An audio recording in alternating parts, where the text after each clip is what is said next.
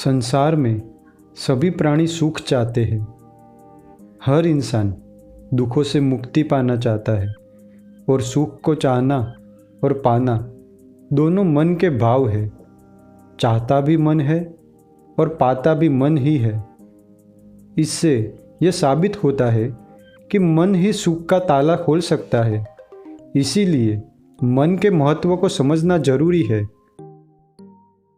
तथागत बुद्ध कहते हैं कि मन ही प्रधान है, वही हमारे दुख सुख का आधार है। जिसका मन जितना अधिक अशुद्ध है वह उतना ही दुखी है, और मन जितना अधिक निर्मल है, विकारों से मुक्त है, वह उतना ही सुखी है। यह प्रकृति की देन है कि मन स्वाभाविक रूप से जल की तरह शुद्ध और निर्मल होता है। जैसे जल में काला रंग मिलाने पर वह काला हो जाता है और दूध मिलाने पर वह सफ़ेद, जल में नमक मिलाने पर वह खारा हो जाता है और शहद मिलाने पर वह मीठा। ठीक इसी प्रकार मन में भी क्रोध, मोह, नफरत और अहंकार जैसी अशुद्धि के आने पर व्यक्ति स्वयं दुख लेता है और सुख से दूर होता जाता है। आपने छोटे बच्चों को देखा होगा, वो कितने खुश रहते हैं। वे छोटी छोटी बातों में भी इतने खुश हो जाते हैं क्योंकि उनका मन निर्मल है। बच्चे छोटी सी बात पे भी दुखी हो जाते हैं क्योंकि उनमें समझ की कमी है। जैसे कि खिलौना छीन लेने पर बच्चा रोने लगता है, लेकिन जैसे जैसे बच्चा बड़ा होने लगता है उसमें समझ आने लगती है। लेकिन वो समझ भी कोई समझ नहीं है। वो खिलौने की जगह घर, दौलत, अहंकार और ईर्ष्या को पकड़ लेता है और उसके लिए रोने लगता है। कोई भी बड़ा बदलाव नहीं होता, लेकिन मन में प्रेम, दया, करुणा और मैत्री की मिठास मिलने पर जीवन सुख से भर जाता है। जिस इंसान में यह गुण होते हैं उसके पास सुख और आनंद स्वयं चल कर आता है। सांसारिक जीवन में मन स्वभाव बदलकर काफ़ी अशुद्ध और चंचल हो जाता है, भटकता रहता है।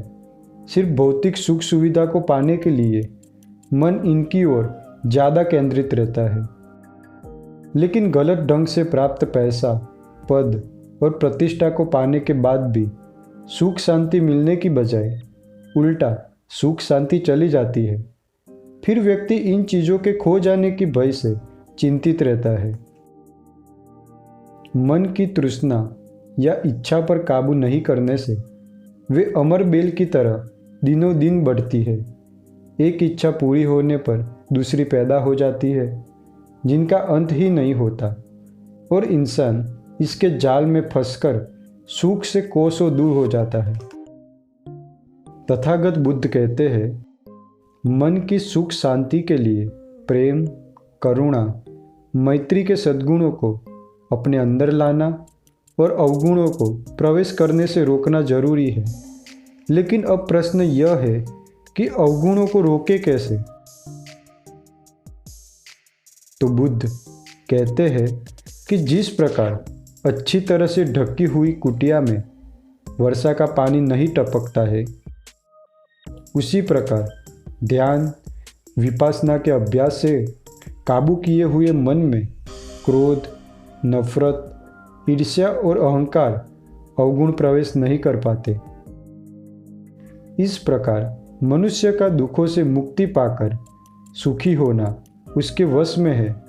कोई दूसरा उसका मालिक नहीं है, वह अपना मालिक स्वयं है, और स्वयं ही चित्त को ध्यान के द्वारा काबू करके विकारों से मुक्त होकर मन को निर्मल कर सुख और आनंदित जीवन जी सकता है। मतलब कि मनुष्य की सुख की चाबी स्वयं उसके पास ही है, कहीं बाहर भटकने की जरूरत नहीं। नमो बुद्धाय। Thank you so much for watching. This is Buddha, the way of living.